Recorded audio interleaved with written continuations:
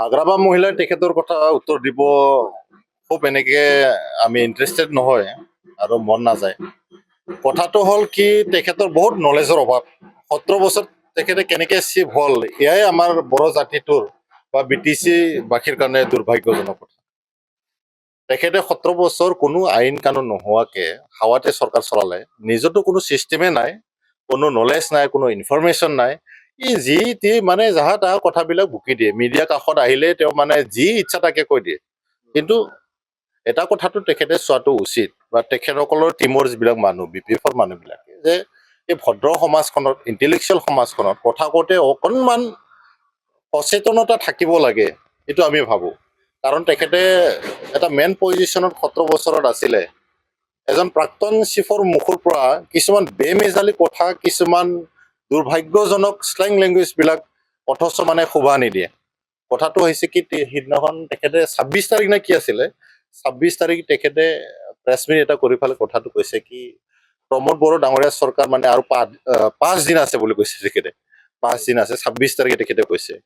তো তেখেতে কৈছে যে যিবিলাক আমাৰ BTC বাসী তেওঁলোকৰ কাৰণে বা BTR বাসীৰ কাৰণে প্ৰমোদ বড়ো ডাঙৰীয়া কাম কৰিব নোৱাৰিব বুলি তেখেতে সিদিনাখন মানুহৰ আগত আভুৱা ভৰিছে তেখেতে। তো কথাটো হৈছে কি তেখেতক মই আজি এটা প্ৰুফ দেখুৱাব খুজিছোঁ। প্ৰমোদ বড়ো ডাঙৰীয়াৰ চৰকাৰখন খুব ধুনীয়াকৈ চলি আছে আৰু চলিব, এইটোলৈ কোনো সন্দেহ কৰিব নালাগে। হাগ্ৰামা মহিলাৰ মানুহখিনি কনফিউজ কৰিবৰ কাৰণে, মানুহখিনিক অলপ মিছলিড কৰিবৰ কাৰণে কথাটো কৈছে। এতিয়া তেখেতে যিটো কথাটো কৈছে উত্তৰটো দিব বিচাৰিছোঁ। হাগ্ৰামা মহিলাৰী আৰু তেখেতসকলৰ যিটো কোম্পানী, এইটো চাই লোৱাটো ভাল। নটিফিকেশ্যন ওলাইছিলে Bodoland territorial council legislative assembly Bodofa Nagar Kokrajhar 26 March 2025। ইয়াতে লিখা হৈছে কি ৰাজভৱন গুৱাহাটীৰ পৰা ওলাইছিলে March 24, 2025।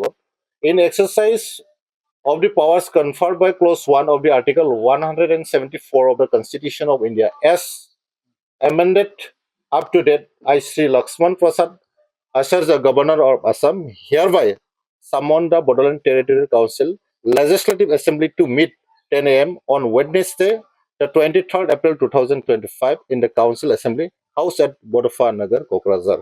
Sri Lakshman Prasad as the Governor of Assam, Amrendra Narayan Deka Secretary, Bodoland Territorial Council Legislative Assembly, Kokrajhar, dated Kokrajhar 26 March 2025. এতিয়া ৰাজভৱনৰ পৰা এটা নটিফিকেশ্যন ওলাইছে। তেখেতে কোনো তথ্য নোহোৱাকে ইমান ডাঙৰ কথা, ইমান ভুল কথা কেনেকে ক'ব পাৰিলে? গতিকে তেখেতক আমি সকীয়াই দিছোঁ, এই ফাল্টুমি হাগ্ৰামা মহিলাৰ নচলিব। আৰু তেখেতক এই কাৰণে মানুহবিলাক গাদীচ্যুত কৰিছে। তেখেতৰ এই যি বেইমান কথা হাগ্ৰামা মহিলাৰ, সদায় সদায় মানুহক ঠগোৱা, কিছুমান মানে মিছা কথা কৈ পেলাই মানুহক কনফিউজন কৰা, এই কথাৰ কাৰণে ৰাইজে তেখেতক আজিৰ তাৰিখত অকলশৰীয়া কৰিছে। আৰু ভৱিষ্যতে হাগ্ৰামা মহিলাৰ ভৱিষ্যত একদমেই বেয়া। কিবা যদি ভাগ্যত BPF হাগ্ৰামা মহিলাৰ টীমে দুটামান চিট যদি জিকি যায়, এইটো তেখেতৰ কাৰণে বহুত ডাঙৰ কথা হ'ব। BPFৰ বাগা বাগা নেতা, তেখেতৰ সোঁ হাত বাওঁ হাত কোনো হাগ্ৰামা মহিলাৰ ডাঙৰীয়াৰ লগত আজিৰ তাৰিখত নাই। চন্দন ব্ৰহ্ম ডাঙৰীয়া আজিৰ তাৰিখত UPPLত, খাম্ফা বৰগীয়াৰ ডাঙৰীয়া UPPLত, আৰু তেখেতৰ যিমান আংগু পাংগু আছে চবেই আজিৰ তাৰিখত UPPLৰ আহিবৰ কাৰণে এখন ভৰি দাঙি আছে। গতিকে হাগ্ৰামা মহিলা ডাঙৰীয়া এতিয়া আগৰ সেই আপোনাৰ শাসন কালত আপুনি যিটো দাদাগিৰি দেখুৱাইছিলে, এই দিনটো আপোনাৰ এতিয়া নাই। এতিয়া আপুনি অকণমান ষ্টাডি কৰিব লাগে বস্তুবিলাক, আৰু কমচে কম আপুনি যদি অকণমান সময় দি পেলাই পঢ়িব নোৱাৰে, ষ্টাডি কৰিব নোৱাৰে, ইনফৰমেশ্যন নলেজ ল'ব নোৱাৰে, অকণমান ভাল মানুহ আপুনি কাষত ৰাখক, যিজন মানুহ অকণমান নলেজ ইনফৰমেশ্যন থাকে, চিষ্টেমটো জানে। গতিকে তেখেতক আমি অনুৰোধ কৰিছোঁ যে আপুনি আগৰ নিচিনাকে এই দাদাগিৰি, এই গুণ্ডামীৰ লগত যদি চৰকাৰ মানে ধুমকি দিব খোজে, আপোনাৰ আগৰ এতিয়া চৰকাৰ নাই। এতিয়া UPPLৰ প্ৰমোদ বড়ো ডাঙৰীয়া চৰকাৰ চলি আছে, এতিয়া আমাৰ চৰকাৰ চলি আছে, ৰাইজৰ চৰকাৰ চলি আছে। আপোনাৰ দাদাগিৰি এতিয়া নচলিব।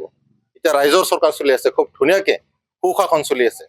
গতিকে হাগ্ৰামা মহিলা তেখেতক আজি আমি অকণমান তেখেতৰ ভালৰ কাৰণে এটা মেছেজ দিব বিচাৰিছোঁ যে আপুনি সদায় সদায় BTR বাসীক এনেকে ভুল তথ্য দিয়াৰ পৰা আপুনি দূৰত থাকিব লাগে। শেহতীয়াকৈ কিন্তু BTRত আৰু এটা ৰাজনৈতিক নতুন ৰাজনৈতিক অল্টাৰনেটিভ বড়োলেণ্ড পাৰ্টি, এই দলে আপোনালোকৰ দলটোক অকণমান ৰাজনীতি শিকক। গণতান্ত্ৰিক দেশত অকণমান চৰ্চা হ'ব লাগে, এক্সাৰচাইজ হ'ব লাগে। কোনোবা যদি দল খুলিব বিচাৰিছে খোলক, কথা নাই। ৰাইজে ইয়াৰ প্ৰতিটোৰ সময়ত দিব মানে কোনটো একচেপ্টেবল কোনটো আনএকচেপ্টেবল সময় এইবিলাক ক'ব গতিকে আমি তেখেতসকলক আজিৰ তাৰিখত এটিকিং কৰিব বিচৰা নাই তো ৰাজনীতিত আহিব বিচাৰিছে সমাজকৰ্মী হ'ব বিচাৰিছে ৰাজনৈতিকভাৱে ৰাইজৰ কাৰণে যদি কাম কৰিব ওলাইছে এজেণ্ডাটো যদি ভাল উদ্দেশ্য যদি ভাল ফিলচফিটো ভাল তো লাষ্টিং হ'ব যদি তেওঁলোকে নিজৰ পকেট গৰম কৰিবৰ কাৰণে ৰাজনীতি কৰিছে বা ৰঞ্জন দৈমাৰীৰ ডাঙৰীয়াৰ ইমেজটো লৈ ফালে যদি ৰাজনীতি কৰিব বিচাৰিছে তেখেতৰ ইমেজটো যদি ব্যৱহাৰ কৰিব বিচাৰিছে কিন্তু বড়ো ৰাইজে বা বিচাৰবাসীয়ে সময়ত তেওঁলোকক উত্তৰটো দিব গতিকে আজিৰ তাৰিখত মই কোনোবা নতুন পাৰ্টিক এটেকিং কৰি ফালে তলত কৰিব বিচৰা নাই তেওঁলোকে অকণমান শিকক ৰাজনীতিটো শিকিব লাগে আমি চবে যিটো গণতান্ত্ৰিক দেশত আছো তেখেতসকলক মই শুভকামনা দিব বিচাৰিছো তেওঁলোকৰ ভৱিষ্যত মংগল হওক যাতে তেওঁলোকে কোনো ভুলতো ৰাইজৰ ক্ষতি হোৱাকে কাম নকৰে এইটো মই অনুৰোধ কৰিছো